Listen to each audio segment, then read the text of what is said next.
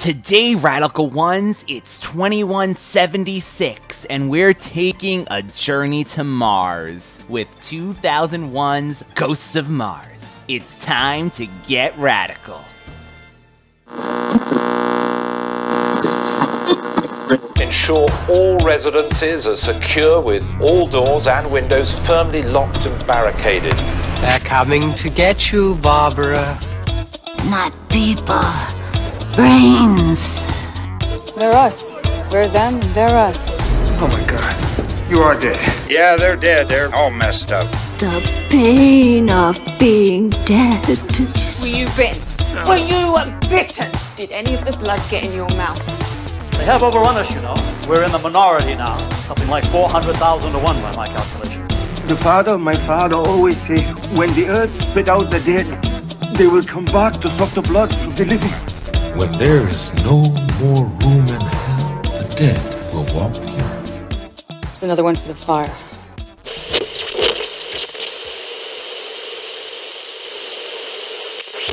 Welcome back, Radical Ones, to another episode of the Radical Retro Rewind podcast. As always, I am your host, Radical Ryan Hunter, and I am joined by my friend Rob, the movie geek, as we dive into the Ghosts of Mars. Rob, I actually can't wait to hear you talk about this film, because I think you're going to have very heavy opinions on it. Hi, everyone. What kind of opinions? Well, I am going by, we did Resident Evil a few weeks ago, right? Which evidently turned out to be a favorite for people. I couldn't believe how well the Resident Evil episode did. But anyway, I am gonna say that you might have similar Resident Evil-esque feelings of this movie. Okay. I could be wrong. I could be wrong. In the meantime, Rob, I love to get to say this because you always bring it back to retro topics on this show, and you've been watching 227 currently. Finally streaming now, right? I think that it's been on Amazon Prime for a long time, maybe off and on. The last time I checked, I don't know if I saw it. But anyways, I decided to finally get into it because they streamed it on Hulu. And not that I can't do it on Amazon Prime. I just was like, oh, it's on Hulu. So why not? Hulu is easy accessible to me and I can just view it there. But yes, I decided to start 227. I'm in season 2 of Moesha right now, but I don't... That show is okay to me so far. So far, most of the series focuses on Moesha's relationship with Q. And while I'm sure all the women loved him and how he was like so hardcore masculine and tough with the heart of gold or whatever the case may be, I haven't gotten to the heart of gold part. But I'm not a huge fan of Q, and that's just because I'm completely opposite of him. So it's just kind of rubs me the wrong way. But anyways, Moesha is actually great. They talk about tons of like heavy topics, and the show is actually a lot smarter than I assumed, especially when you compare it to the spinoff of the Parkers. I expected Moesha to be that way. And also, for anyone who doesn't know, this has old school Sheryl Lee Ralph in it, who can be currently seen on Abbott Elementary. And a lot of people don't know who she is. Well, she was on this hit show called Moesha with Brandy, the musician. And so 227, I've always wanted to watch it, and I'm so glad that I have access to it on Hulu as well. And just starting it, I'm already in love with it. I just think it's such a beautiful, happy, joyful show to watch, especially with an all-black cast. I have yet to see one white person on here. Not that it's a bad thing, but again, man, it just reminds me that the 80s, like, we owned television. We owned it. Like, it was ours. Like, they greenlit every idea from a black person to have a sitcom, and this is no exception. This just follows into just that feel. So this takes place in DC, and it's just this street, and 227 is the name of the street number of a building that these 3 or 4 women live in, and one of them is featured her whole family, and Marla Gibbs and Jackée, Harry, how Yeah, a young Regina King. I just love it already. The theme song is amazing. I just love it. It's a nice tune to hum to. And they go through their hijinks, but it's all fun and games. And it's just joyful to just see everybody just being happy. I haven't gotten to the struggle yet, and I'm sure it's coming. But I'm enjoying it so far, and I can't wait to continue to watch it. Jackée is one of those actresses I feel like you can just look at her. I don't know. She just like brings happiness. I feel she's just I just love that woman. Mary. Hi, Mary. Hi, Mary. Mary. It isn't fair, Mary. Oh, Mary, no. Mary. And what does Rob send me a clip of in the pilot episode? Who makes a guest appearance? Ken Foray, Dawn of the Dead, I mean, countless other things, but right in time for Summer of the Dead. Freaking Ken Foray was Jackae's date, I'm assuming, in that pilot episode, or she was just a gentleman caller. This is what I like about this show so far. So in the first episode, Marla Gibbs, she's parking her car and she hits a BMW behind her, so breaks the taillight. So they're going through this dilemma of should they leave a note or should they just let the guy's insurance company take care of it? And so there's just this moral dilemma of like, do I tell? Do I don't tell? And so they're debating that. And then they find out who it is, and it's this tall, dark, handsome man. And Jackae's character Sandra decides, well, look, I know how to get out of, sticky situations with my charm and my, sexiness and all of that stuff. So she's like, I'll pretend to be you and discuss my way out of this taillight situation. And so long story short, she wants to date him because she sees him up in person and convinces the guy that the husband that Mary is with no longer is in the picture so they can date. And so it just goes into this thing. But Ken Foray was actually pretty funny. And I enjoyed his character. And they kind of hinted like, oh, maybe I'll come around sometime. It's nice to have friends in the neighborhood. I don't know if we'll see him again, but yeah, he was a joy to watch. But what timing, right? To just kind of see him around this when you're doing all of this zombie movie stuff. I love it. And right in time for Kenan and Kel to be streaming as well. So we get Ken Foray in another comedy-esque role as the father on Kenan and Kel, which is another classic. Yeah, I cannot wait to binge Kenan and Kel.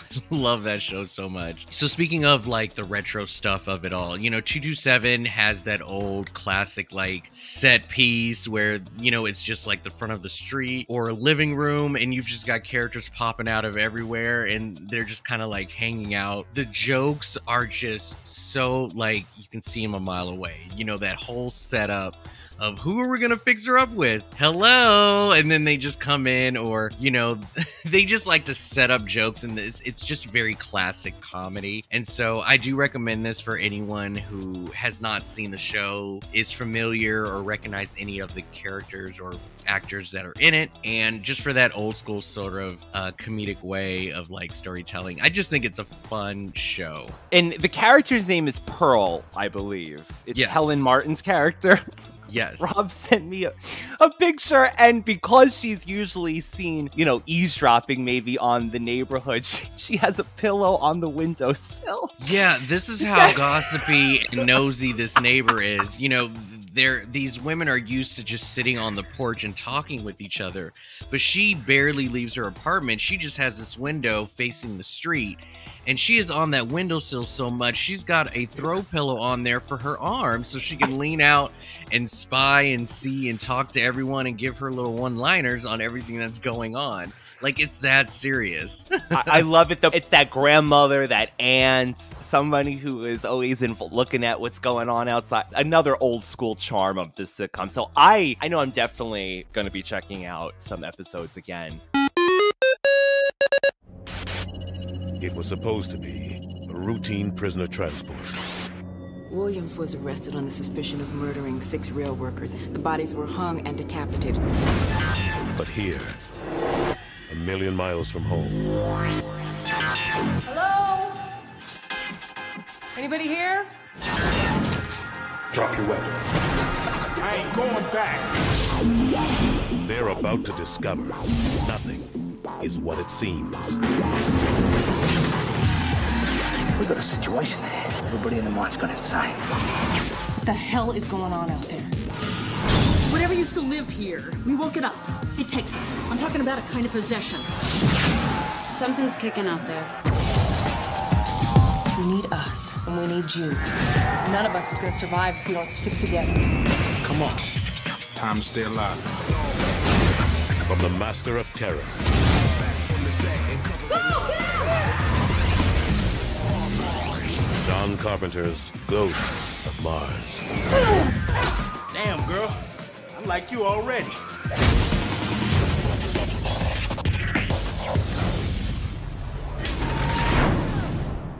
Well, now, the main event of today, and I need to put a little exclaimer on here. I'm calling this, Rob, Not Quite Dead Summer of the Dead movie, because in actuality, these are ghosts? Well, when you say Summer of the Dead, I know that for the most part you're going for a zombie theme, but this is still in that category of dealing with the dead. Okay, I'm glad you see it. I mean, ghosts are a stretch, but it is about an element that is coming back from the dead and trying to live. So I get it. This is a stretch, but I mean, here you go. But I understand that if you went total zombie theme and was really like zoning in on the whole zombie, you know, undead. Like if you said Summer of the Undead, then I'd be like, yeah, we can't do this movie. Rob, he picked it right up what I was going for. And I will say, I guess it gives you those zombie feels for me, because I always like there's characters against a group of, in this case, creatures. I mean, we'll definitely get into it, but it's a virus, it's a possession, it's Ghost of Mars, the 2001, Rob, oh my god, John Carpenter film, which is credited as ending his career. In movies. I mean, I wouldn't say it ended him. I mean, well, maybe it did end his career, but I don't think it was. I think that he honestly was just kind of done. You know, I mean, I don't think he put it out to self-sabotage, but it just seemed that he probably did everything that he was supposed to do on screen with this movie. But I have some reservations about that, so we'll talk about that. In 2076, a Martian police unit is set to pick up a highly dangerous criminal at a remote mining post. Upon arrival, the cops find that the post has become a slaughterhouse. With that in mind, when I mentioned earlier, Rob, Resident Evil from a few weeks ago, I saw this movie and my first thought was, this was the Resident Evil movie before there was a Resident Evil movie. Literally a video game movie brought to life that's not a video game at all. Do you see the video game elements to me? To me, I'll even say the train. There's a train, very Resident Evil video game. Even the action scenes when the cops are shooting things, I am getting video game. Now, is it because of the time, or am I like just putting Resident Evil on top of this and like trying to push it in? Well, I think it could be part of the time that it came out. I mean, just look at the set pieces that were used. I mean, you can tell, you know, everything's on a movie set, and just sort of the antics and theatrics of it all. You know, the outfits definitely fit the bill. I got House of Dead vibes as well. House of Dead, yes, on that island. Oh my god. What about Jason X? So, I mean, just, you know, the quirky, you know, mixed of characters and things like that you can play. There were definitely a lot of people to shoot at. So, I mean, I get the video game vibes. There is a little bit of, I mean, we've got Mad Max in here too. Thunderdome for sure. John Carpenter is known for Halloween, Big Trouble in Little China, but a lot of people may know this. I don't think I'm schooling anyone, but just the films that he did with Kurt Russell, Escape to New York, or From New York. And Escape to New York and Escape from LA. Yeah, Escape from LA. So these were John Carpenter films as well, and there's a lot of that going around too, because it's just like this renegade hero, you know, who just kind of has all the skills to just get out of a contaminated town or world or situation. So there's a little bit of vibes with that, but then also the plot itself All of that is reminiscence to Assault on Precinct 13. Yes, his own film. Or yes, right before the remake too. This was almost like a remake in a sense of that movie, I feel. So with Assault on Precinct 13, it basically had to deal with sort of like your enemy is my enemy, so let's work together. A police station was sort of bombarded with a lot of like danger, and the criminals and the cops had to band together to save their own lives as well as the station. So it was kind of putting, you know, shit aside to make sure that they can get out of this alive. And that's exactly what happened with Ghosts of Mars. So you can kind of say that this is a little bit of a sort of like remake in sorts and just kind of twisting it with a horror vibe. So, Rob, you picked up perfectly. This was originally a script for a sequel to Escape from New York, LA called Escape to Mars, and Ice Cube replaced the Snake character. Oh, okay. I could see that. I couldn't believe that that's how this came about, but that's probably why you see so many elements of an earlier Carpenters work as well. Even, get this, Courtney Love was going to be the lead at the time, too, that played the feed. Not mad at that. I'm not mad at that at all. I'm sure she would have done great. Yeah, leave it to Ice Cube, though, to take over the reins of another superhero, because he tried that with Triple X, and that didn't work. Yes! Oh my god, that's a great point, actually. So, this movie starts as a flashback. Now, what do you feel about that? Our lead actress, which of course is Natasha Henstridge? I call her Species. You call her Species. Henstridge is correct. Thank you. She plays Lieutenant Melanie Ballard, and we see that she was the sole survivor of this rescue mission / trying to get this criminal on Mars. What do you think about that? Do you like that it tells you basically what happened to the rest of the crew in a way? Yeah, she's telling a story, and we kind of figure that she is the only one left alive, so therefore we know that everybody else is gonna die. No reason to get attached to these people, which could also kind of indicate that it's not gonna be as serious as one could think, right? And why would you take it there with, you know, a movie about ghosts on a different planet? But at the same time, it's like, we don't have to take this so seriously, right? But here's the thing. For me, I immediately went to the twist vibe that she was already possessed. And that she's going through the motions, very usual suspects, to make sure that if she gets her story straight, she'll get the lead, right? So that was in my head the whole time, especially when they revealed about the idea of the possession of the people. But I think the idea of the possession is actually pretty good, but they didn't use it in a way to make it suspenseful or mysterious. You know, you could have just been like, who, like the thing, like who's possessed, like the who thing, got taken over. How does that work into the, you know, the group when somebody is infiltrated? You know, how do you kill something that can't die when it just goes to somebody else? I'm gonna say this right now just to get it out of the way. If you like the idea of this film but didn't really do it for you, watch the movie Fallen with Denzel Washington and John Goodman. That movie is freaking fantastic. It is so good. The movie is called Fallen. And Ryan, you're giving me this face that you have not seen it. No, I'm looking it up right now. Oh my god, this movie is so freaking good. And it sort of does the same thing where it reveals sort of the ending in sort of a storytelling mode, but it's not what you think. And it had one of the biggest twists for me at that time. I was so impressed the way this movie was done. This cover, oh my god, this is such a blockbuster cover, everybody. It sure is this a blockbuster cover I saw for years. Yes. I saw this at the movies, and I was immediately impressed with the plot, and I was invested, and I just really enjoy this movie. You don't hear about this often, so I think I'm going to continue to start talking about this more, because Fallen is a film that should not be slept on. It's pretty darn good, but it deals with sort of the same plot that we're dealing with here, or stakes. Oh, I love that. Okay, I'm adding that to my watch list. So you're okay with the flashbacks then? Because a lot of people are pissed with that, it seems. Like with the reading reviews, they said that it gave too much away. But it didn't really, because would you think that Ice Cube's character was alive? I mean, you know, like that ending. Well, that's the thing. It did give a lot away, and what wasn't given away wasn't enough. Ooh, to be like, okay. oh, okay, yay. Oh, I didn't know that part. That's so good. Like, the reveal was not that big of a deal.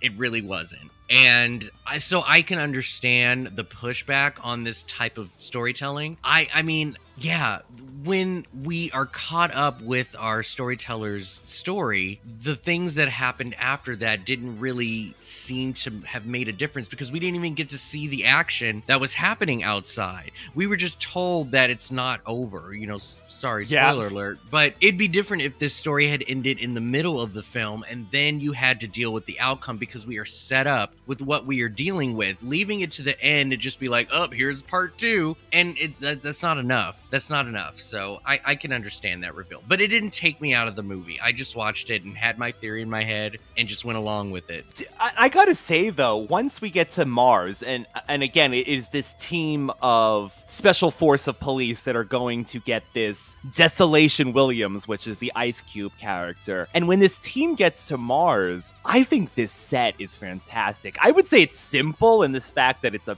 you know, deserty. It's Mars. It looks like Mars. But to me, I felt like I was in another planet. I don't know about you, Rob. Did you like the set decoration or the feelings that it gives you, or was it too plain for you?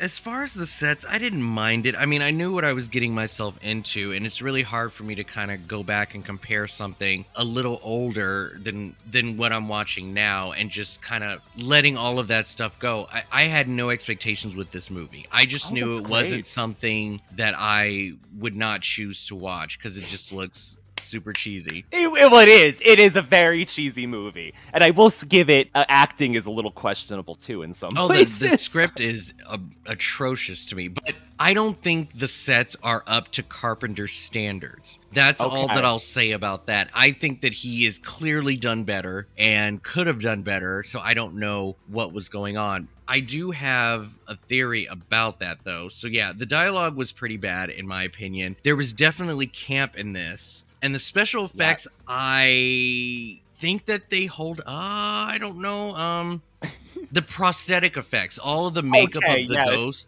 like when they were sticking pins in each other, like all of that stuff was cool.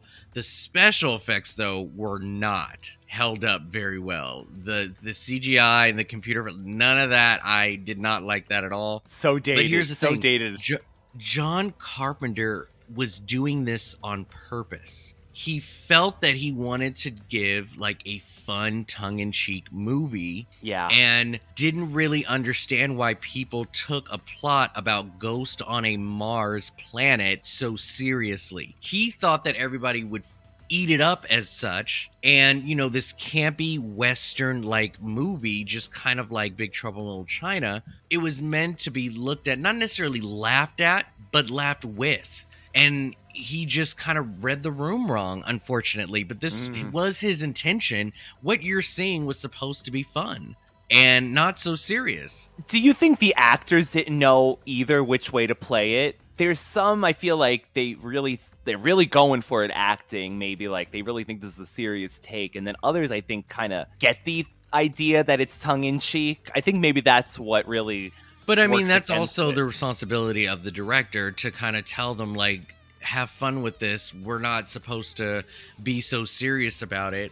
But what about you, though? Do you think that this film was supposed to be an authentic horror film? Or do you think it was meant to be received as a campy, silly, you know, film? You know, enjoying every joke, enjoying those cheesy one-liners, especially from Statham. And just on how ridiculous it kind of was. Like, I don't look at this poster and think, oh, I'm gonna get scared off my ass. Like, what did you think? I don't want to influence you, but did you think that this movie was supposed to be authentic horror? When I saw it as a teen, all right, so 2001, yeah. So as a teenager, I was freaked out by the effects of, like you mentioned earlier, the prosthetics and the mutilation part of everything. So that's what brought the horror for me. But I really did take it as an action movie over anything. An action with some ambiance of a horror genre sprinkled on top because of the creatures. But science fiction, action, video game. I want to say if they had went sort of the slasher route and made every death like devastating, you know, chase scenes, you know, jump scares, things like that, this movie probably would have gotten a different sort of rating, but yeah, I didn't mind it. I just don't remember exactly how it was advertised back then, but I just remember just seeing a whole bunch of ghosts and the lights, and it's clear day, and you know, there's no kind of darkness, nobody lurking. It's just bam, Mad Max, Resident Evil, let's just go for it. I'm like, okay, fine, whatever. The time, the star power. I mean, Pam Grier, honestly, I wish there was more of her. She best character in the movie, and she was taken out early. Like, I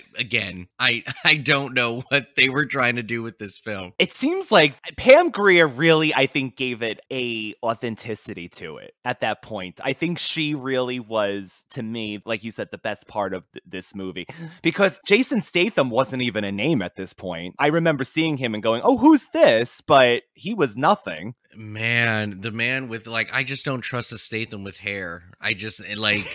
Pre-buzz cut is just not for me. I like the Statham in this movie was weird, actually. I don't dislike his character in this, but it was just, he wasn't charming and he wasn't like funny, and some of the line delivery was a little off. I don't know. It was the in-between of the hair, right, that threw you off. It's like, either go for it or... Well, I mean, aesthetically, I'm not talking about how his hair looked. It's just like the actor who had hair, I wasn't a fan of. Just, I like his movies and his roles after he got more smooth, you know?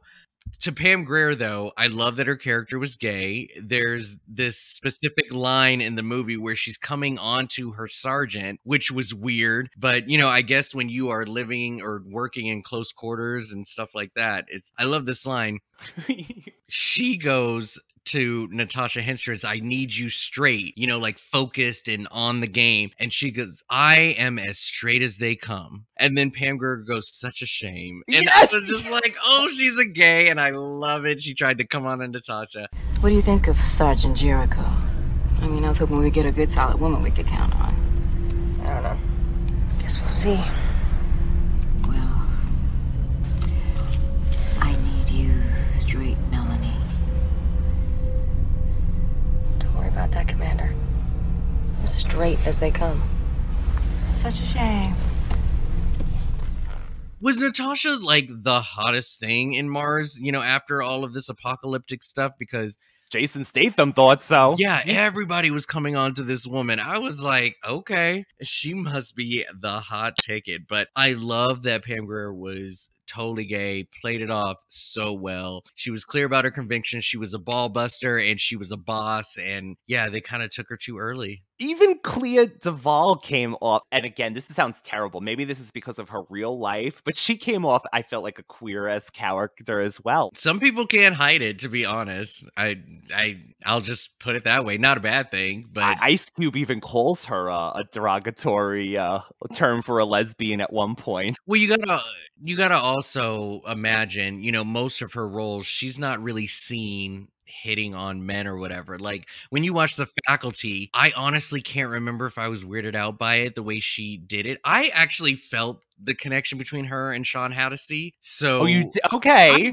I did. But I mean, who knows? You know, like because I'm a cheerleader, definitely took all of that out. The minute I saw that movie, I was like, I can't see her any other way. I see her as the invisible girl on Buffy. Yeah, no, she's usually playing a very emo, sort of clueless girl. Always. And this one is no exception. Clea, Jesus, I wish that she is given better, respectable characters because they made her the novice, the newbie, the noob, you know, the dumb one who made it through, you know, training and was on this team and yet still has no idea what she's doing. And it's just like, why did you graduate if you are just so, like, green?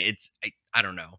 Pam Grier was really, every scene you notice, she's like, get behind me. But it's just the idea of writing her into this character of like always getting it wrong and never really taking, like, she never really got a moment to shine as if she was meant to be there. And so it's like, why were you there in the first place? So I don't know. I wish Clea was given more respect with her roles back in the day. But yeah, what was it? There was one thing that I wrote down with her. Okay, so this is towards after they figure out like what's going on and that if you kill somebody who's possessed, that ghost is just going to go out and possess somebody else. So there's a man possessed in a jail cell. He's locked up. He can't go anywhere and has a ghost inside of him. Clea's character is put on watch to watch this character. Off camera, we find out that something provoked her and she decided to shoot this man to death, who it was no threat to no one. Now the ghost was released and could possess anyone who's on the outside of the cell. And it's just like, why did you kill the gentleman? He wasn't doing anything. It's Locked just up. the dumbest thing. And they just, I don't know why they wrote her to do that. It was just so dumb. So yeah, her character was obsolete. But I even thought with that whole thing with the ghost things, at some point, even their own rules, because if they're doing a big fight scene, they're killing these ghosts back and forth. And where are they going? I was waiting for so many other people to get possessed. It was the weirdest thing. I was like, you can't just kill all these people. I would say that they were mostly knocked out and not killed. But I mean, there was a lot of gunplay going on here. So I was wondering the same thing. I was like, where's all the ghosts at? Where did they go? They just float around. Oh, that person's not ready to be possessed. Should we just mention Ice Cube as James Desolation Williams? Did you like him in this character? All right. I know you think you're some pretty tough hombres. You've had the best training, you have the best gear. And you probably think this is some routine prisoner transfer. But that's what I want to bang into your heads. There's nothing routine about this prisoner. We are here to pick up James Desolation Williams. I want y'all jacked, ready, and double tough. I actually did like him in this character. It's a little bit of a stereotype, but again, yeah, I'll let that go. It's not a big deal. It didn't really shine too much in this one, but again, he chose the life of crime. You know, he's kind of like a bandit robbing trains, you know, with his crew or whatnot, you know. So I didn't mind it. I thought that he was a nice addition to the film, and he definitely made it fun. I like his attitude, you know. So, and I think that towards the middle of the movie, he started to kind of like relax, because before he was just so serious about everything. He has one of those mugs that he's not smiling. He's the scariest dude to look at. Like, you just don't want to eye contact with him. But once he started like cracking jokes and stuff, then it was like, okay, we can chill now. But when he smiles, yeah, he has a nice smile. But it's the idea, though, also that he was wrongfully accused, right? Everybody just blames him for everything that's going on in this sector, and yet he wasn't the one to do it. So they made his character likable, and they also exonerated him, which I thought was a nice touch as well. Because our lead is actually Lieutenant Melanie is a drug addict, is describe her as a drug addict even in the synopsis of this movie. You know, she has her own demons going on as well. I wish I can quote it. I do love that line. I should have wrote it down. You know, they're talking to each other and she's like, why should I trust you? And he's like, you know, look, we are not all perfect and we all got a little bit of bad boy, you know, danger in us. I mean, I can tell a high chick when I'm looking at one. Just because you got a badge on don't mean you're just like squeaky clean. You get higher than me. You read her. You know, so like, I love that line. I love that line. You know, like, you are just as capable of doing bad shit as me. I just, you know, embraced my love of crime. And that's what he said. And I love that. It was just lying there, so you took it. You would have done the same thing. See, that's where you're wrong. I'm a cop, not a crook. There's a thin line between a cop and a crook these days. You think it's a big difference between you and me? You just got the woman behind your bullshit. Look at you. You look high right now. You know I saved your life out there. So won't you save mine and let me out of here? Look. My job is to bring you back to Chrissy to stand trial. I don't think you did it. But that's not my call. So let's not make this any more complicated than it has to be. Yeah, it's gonna be real complicated. You can believe that shit. I ain't going back. I love that too, because it shows again, yes, she's trying to be this, like, she's above everything. Meanwhile, she's on this job high, I mean, the whole time she was high. I mean, is that the lesson, Rob? Do drugs and it will save you from possession? Evidently. This belongs to her. Where did you get it? I stole it. Do you know what it is? It's her stash. This will mess with anything in there. Bon voyage, Mel. Come on, let's get the hell back in here. And I'm actually okay with that rule as well. You know, the body just obviously couldn't withstand, you know, the the unhealthiness of its host. I just want to mention, too, there's that female scientist. She had the Wizard of Oz treatment because she literally came to Mars in a hot air balloon. I wrote that exact sentence. Were you looking at my notes? I'm so glad. That exact sentence came in like Oz in a hot air balloon, just like Wizard of Oz. So this is Whitlock, played by Joanna Cassidy. Now you know who this woman is. I've seen her in a million things. I'm right on top of that, Rose. I hate that you don't know this line. How dare you? So which is a film that we need to do. This is a film. Vampire in Brooklyn. No. Oh, hey, wait a minute. She was in that movie, but that's not what I'm thinking of. But she was in this movie. I would love to do that movie too, by the way. Okay, I'm right on top of that, Rose. One more thing, and this is so important. Whenever we're not alone or I'm on the phone and I ask you something, doesn't matter what it is, you always say, "I'm right on top of that, Rose."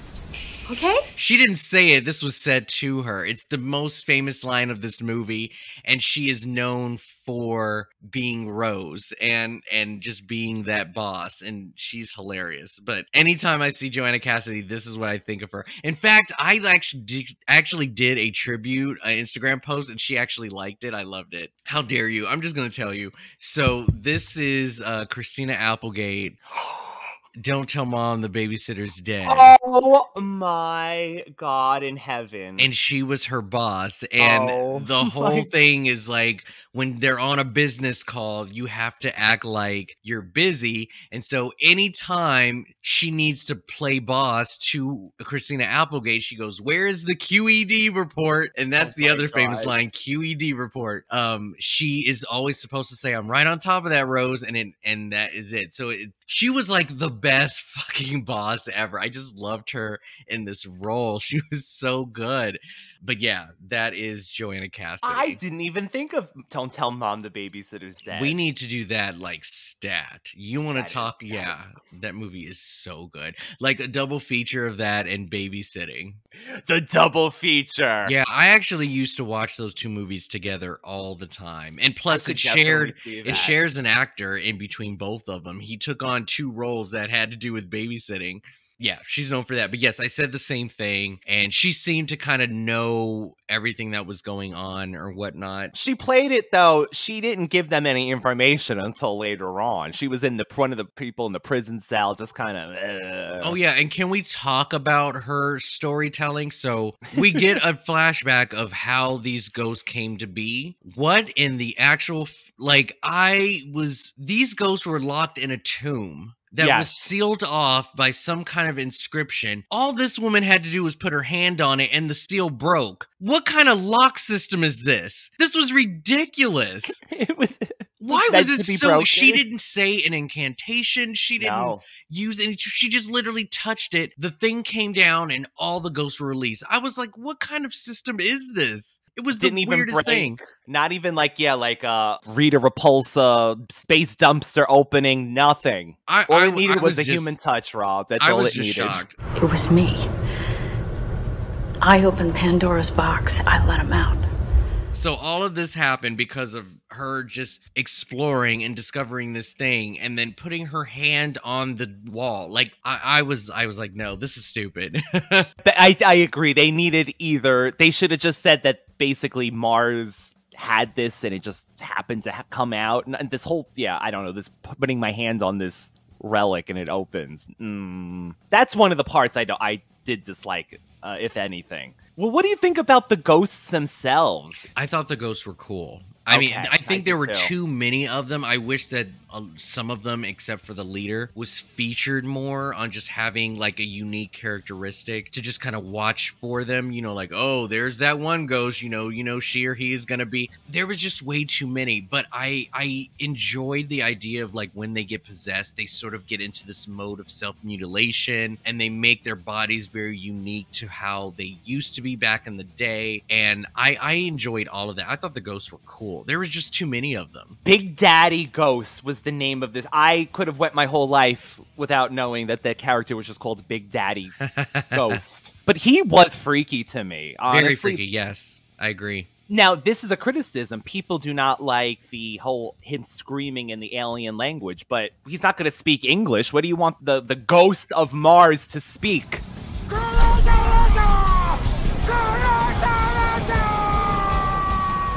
Is it because we didn't understand what he was saying? Is that people said that it was just dialogue screaming, but to me that's primal. He conveyed anger. I was freaked out not knowing what the hell he was saying, personally. I dug it. You know, they all were organized. They weren't just maniacs running around killing people. Like, there was a formula. There was, you know, a tribal thing. And so their whole thing was like, you're on our territory. We want you out of here. But then they want to take it further and conquer other territories. But I guess it's because we are, you know, desecrating their land or just being on there is just forbidden. Like, don't come here, you know? That's what I got as well. And the fact that they all make unique weapons, to Rob's point, it would have been cool if, like he said, that's Axe Ghost, and he carries the big axe, or that one has chains, and she, you know, yeah, I agree. Something that makes them more unique. Because why is it that Big Daddy is the only one that has this commanding presence, you know, about him? Okay, so we do keep getting flashbacks, right? I mean, there's a flashback after a flashback. Okay, so Pam Grier's character, she separates in the beginning, and then we flash back and see what happens to those characters.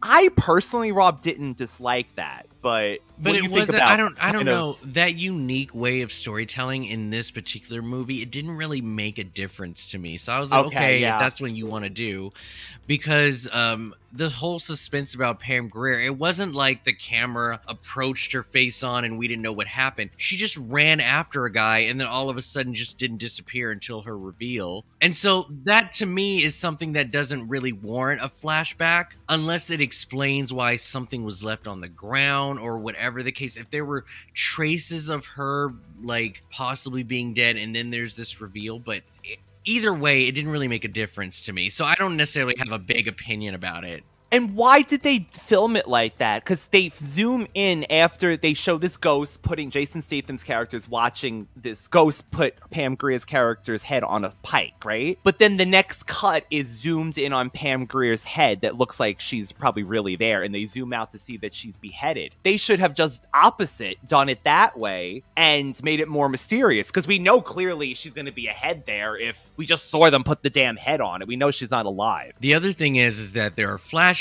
of storytelling, and then there are flashbacks from a third point of view. Yeah. So like you're just showing us for the sake of the audience, and it's not being told through a story. You know, like nobody is witnessing and being like, here's what happened. So it just depends on the type of flashback I think you like, I guess. I do enjoy the idea. Remind me, did they do a flashback of how that guy locked himself in the truck? No, but I did like seeing him from the inside telling them, you know, don't open this. Exactly. I love that, because that was before we knew about the whole possession thing, and then he's like, don't let me out. I liked that stuff. That was cool. More of that, yeah. Yeah, exactly. Because you're right, it builds mystery in some sense, but then when the ghosts are revealed, then it's just all out chaos, I would say. And it's just really rescuing. And then there's people that are continuously found too, I will say. That's another thing. Characters will disappear and they're like, guess what? We found 3 more people to be killed in a little while from now. But you know they're not going to survive, these people that they're bringing in, but... So I just want to point out, while we're on the subject of the ghosts, Greg Nicotero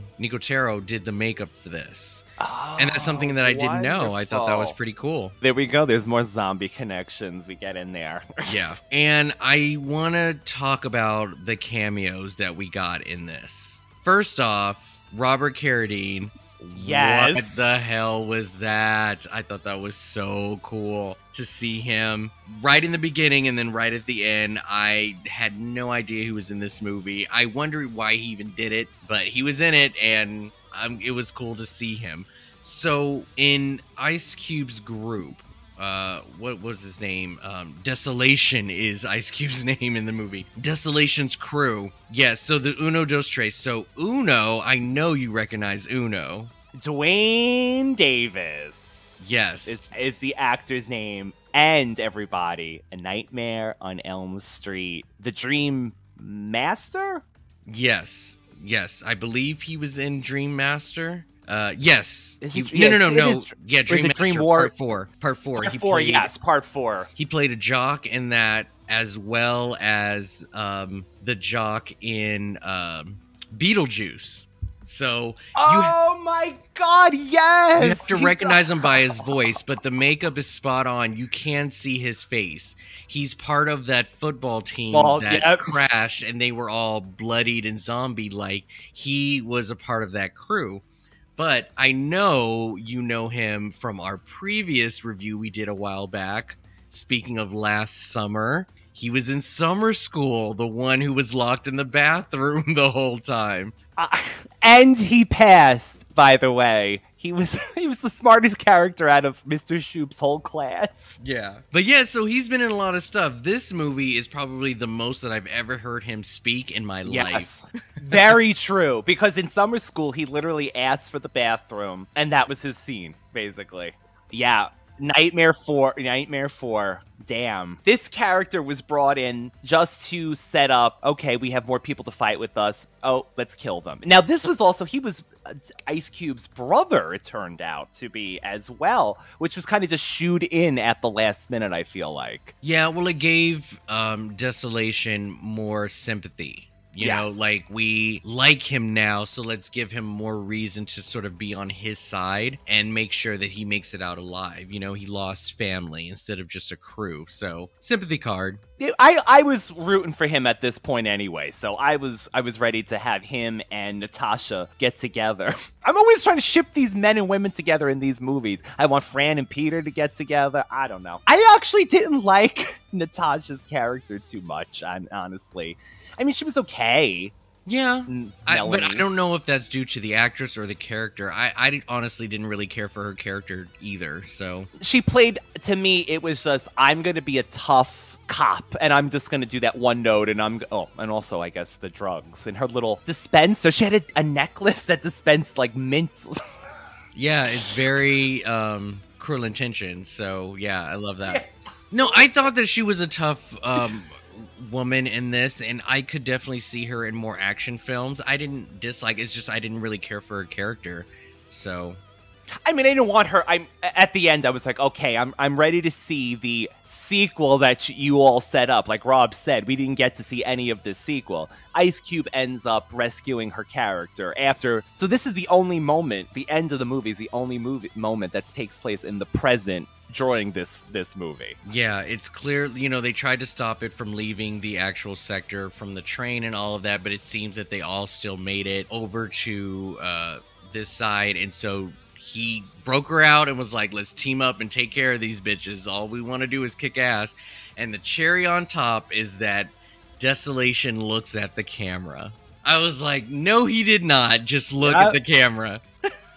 That is when you really go, okay, again, this is not to be taken serious. This is not Halloween. This is supposed to be a fun movie. Now, did people find it fun? It's gained a cult following. And matter of fact, Rob, it's described as Carpenter's midlife crisis in film form. I think that he was just burnt out and just didn't care and decided not to put so much work into something that probably is not. I don't know, but I think that he, again, everything that you saw to me was done on a mission. It wasn't like he gave up or whatever. I feel that he was a little burnt out because he could have done better, but I think the whole point was for him to do it the way that what you see. He meant for it to be cheesy, so. That's the sad part, because I think this does have a great concept. I like the idea that it is a possession, that it's a ghost of Mars. I think this could have been something. It's not the standard, well, it's not even a standard possession. It really is, you're mixing sci-fi, supernatural, action, and I honestly, if this would have did a little better, the sequel might have been good. I mean, I'm assuming it's going to turn into a global thing, much like a zombie apocalypse. It's going to keep growing and spreading like that. I don't know. Would you think maybe one day, another 20 years from now, we'll get a reboot TV series even? Like He's like, nope, you're never going to see Ghost of Mars again. They do not need to touch this movie at all. It was one and done. They tried it and just leave it at that. So you're saying that you like this movie, though? Okay, so I always have a nostalgic look at these movies. Of course, I'm picking these films. They meant something to me as a kid, right? I will say, as adult vision, not a great movie, but I did enjoy it. I will say I did enjoy it just as a mindless action movie that I have, memories of because I've seen it growing up. But you, Rob? Because I had no expectations of this film, this movie wasn't a total bore. I got through it. It was what it was. I don't think that I'll ever watch this movie again. I can't even really think of a heavy scene that was like worth repeating or recommending. I think some of the death scenes were kind of cool, but they were very quick and impersonal. People were kind of dying left and right as if they were just an extra on set, which I thought was... slice and dice. Yeah, so I mean, the way that Statham and DuVall died, I was just like, that was not a moment for either of them. But whatever. Because this movie is meant to be campy, I think the movie did its job very well. So it just really depends on what you wanted from this movie. But again, there are many like it, and there are definitely better ones to view than this one. So I'd say it was okay. Okay, I am glad. I thought you were going to even not get anything out of it. So I'm glad that you at least got something entertaining. While I trashed Resident Evil last week, you always go with that saying of, I'm going to be I'm going to be the hardest on you because I see your potential. I'm pissed because Resident Evil has everything it needs to be the shit, and they chose to do that. Ghosts of Mars, it is what it is, so I'm not gonna trash it and just be pissed off that I didn't get the movie that I wanted. So I'm gonna be harder on Resident Evil, but that's not to say that Ghosts of Mars is better, just because I don't have harsher critiques. So there's that. Question I was going to ask you because I wanted to see how you would compare the two, because there's, again, something in my mind wants to put these two together. I don't know. Well, I'm just more familiar with the product and brand of Resident Evil, where Ghosts of Mars is just like a new thing. The idea that it is sort of referencing all of these older and Western-like films and I can respect it for that. It's just putting it in this particular genre just didn't work in his favor. So I think Rob's right on point. He echoes what a lot of people feel about this movie. If it's been a while for anybody, or if you've never seen this film, it is available on Hulu now. Again, it's in about an hour and 20 minutes, hour and a half. I think it goes fast, but if you go into it, think of it as maybe a mindless entertainment. If that's up to everyone's standard, I don't know. I would love to hear what radical ones and viewers out there think about this movie. Unfortunately, the 1998 Fallen film that I recommended earlier in this episode is not available streaming anywhere for free, so you would have to pay for it, but I'm telling you, it's worth it. It is more of a psychological drama, it's kind of like a crime mystery sort of thing, so it could be slower in some parts. It's not as actiony, but the dread is there. Just the idea of the possession and what it does and what it means, and the fact that it could be anyone, like all of that plays a part. And Denzel's in the center of it, and it's just amazing. So definitely check that out. Oh, I love that. So, that wraps up today's episode of the podcast. Rob, where can the lovely people find you when you're not hanging out over here? Currently, you can find me on Brunch with the Hollowells, which is a charmed recap of the original series, and we're just wrapping up the last few episodes of the entire series. So if you are new to the podcast, you'll have plenty to listen to. And we're going to wrap up, I think, sometime in July. So that's where people can find me now. As well as a horror trivia game podcast. For its third season, we devoted the entire season to just playing this particular trivia game that I created. And it's on the podcast called Bitch, I Ain't Scared, or in other words, Fear Bias, which can be heard on most podcast apps. This was the podcast that Rob and his friend Nate invited me on a few weeks ago, where I got to play Survive surviving the night. I got to potentially survive Dawn of the Dead 78. I can't stress how fun this is. I will have the link in the description below for both podcasts, but I highly recommend Fear Bias because it's a blast. And you guys just did Scream too. Yeah, new episodes are every other Tuesday, and yeah, we just did Scream, and I believe we did one other episode before this episode is posted. So there's definitely a few episodes to listen to see if you can also survive the night by playing along. Ooh, and you can always reach the Radical Retro Rewind podcast, one word, on Instagram. We're also on YouTube. And if you would like to leave a review, a comment, something, we'll read it, we'll share it, we'll love it.